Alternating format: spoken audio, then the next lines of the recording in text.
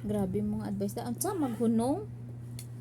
Maswisto ka ba? Swistoonin mo. Hindi, itong ingon ni mo maghunong sa ako nga kanang naa siya.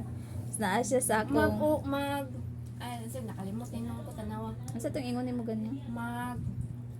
Magulong jud sa mo damay jud sa imo ha basa kasakit ug sa kalipay na jud siya dili ka biyaan. Mo damay jud siya sa imo ha.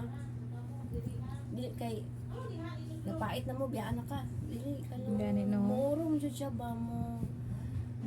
Ano jud siya sa imo dikit jud sa imo ha. Gani no, bisag mawalaan ako Kasi wala kwarta na no. kay kwarta, bisig wala kay kwarta na gyapon siya.